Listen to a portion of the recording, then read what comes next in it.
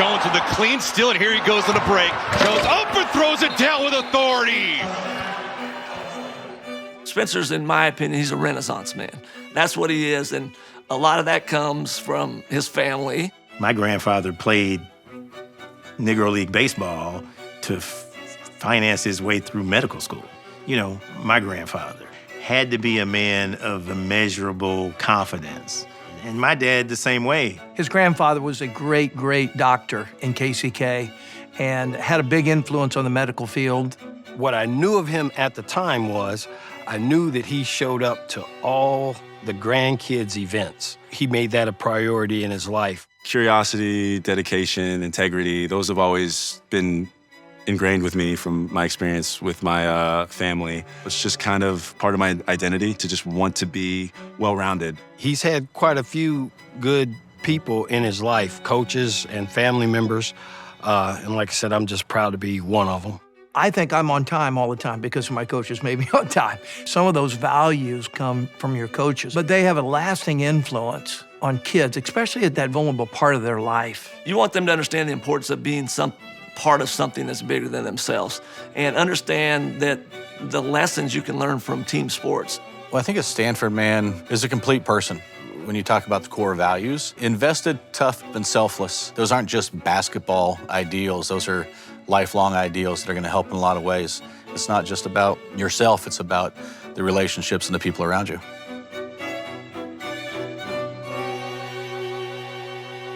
First organized basketball I think he played, maybe he was about 5 years old, and it wasn't competitive at all.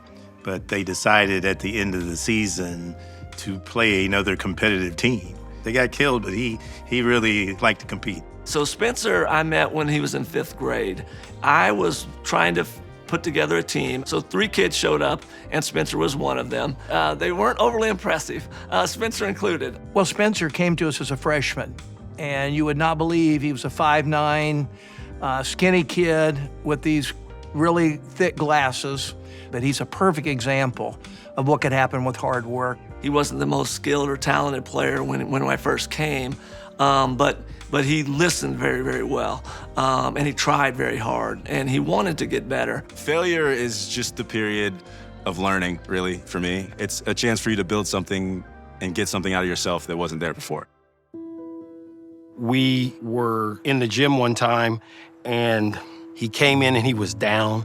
So I asked him what was wrong. He said he's thinking about quitting basketball. His junior year, we had some really good players. You know, 3 guys are in the NBA right now, Spencer being one. The other 2 were on that team. So he never became the guy until they all left, which is one of the reasons why he wasn't a top recruit. And I told him, I said, Spencer, what we need to do is start working on your shot and your guard skills, your ball handling. So he did that, and what happened was, over the course of the next couple of years, he got really good at handling the ball. He just is a guy that would get in a gym on his own. It was simply, he would do it the best of his ability and never ask anything other than just go do it. We have a shooting machine in there called the gun, and we called it Spencer's gun because every day before school or after school, he'd be on that gun, after practice. And people want to know why he was a shooter, because he worked at it. The highest game I ever scored in high school was because my mom walked out halfway through because she thought I was passing the ball too much. I get tired of him passing the ball. It's like, Spencer, just be selfish and keep the ball, because you shoot really well. That particular game you left, in the final game, I think he scored the most points he's ever scored. Yeah, like he 35 scored a points. lot, but I just got frustrated. I left. And she would always say that, and she still says that to this day. Like, I passed the ball too much or everything like that. And there's a lot of guys that are better high school players than Spencer Jones. There's a lot of guys. He's here. They stopped right here. Why? People in his life, his family, his motivation. That's why he's out there and telling a story. I knew I was going to play in college, basketball-wise, but my parents like, your grades are good, obviously, because they were going to kill me if they weren't.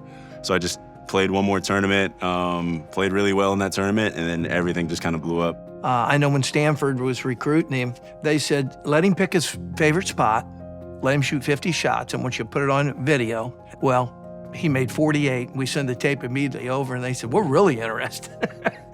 We're really in. He could really shoot the ball. I remember getting a call from my assistant coach, Adam Cohen, and he called and told me about a kid in Kansas City that he thought was pretty good, that was a little bit under the radar. I remember when his dad called me from Stanford and said, Coach, Stanford offered.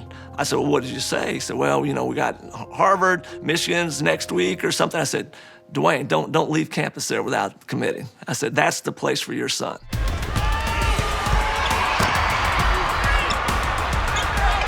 From my perspective, he was always a cornerstone of what we wanted to do.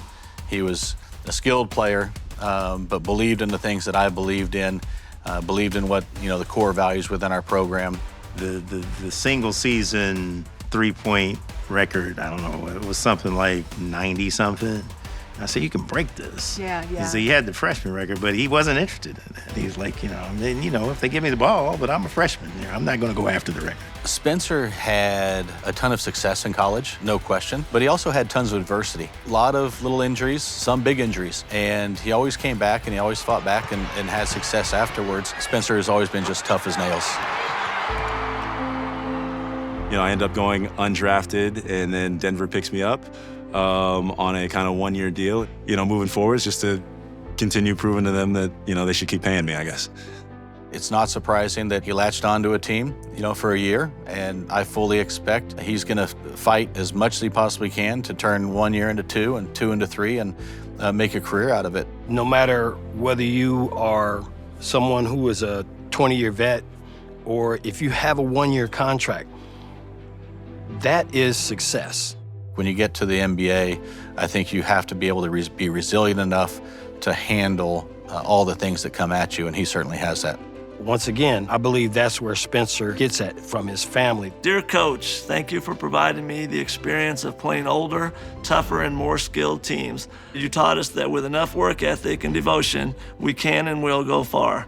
Thank you, Spencer Jones. He's always been someone that's been very, very grateful of people pouring into him, and so I'm sure he'll spend the rest of his life pouring into others. His journey's not over. He's an NBA player, but he's got better things to do in life. I really believe that. I could be cut next year, I could not get that extended contract. But I feel like where I matured more is that now it's just part of my identity to just want to be more than just a basketball player.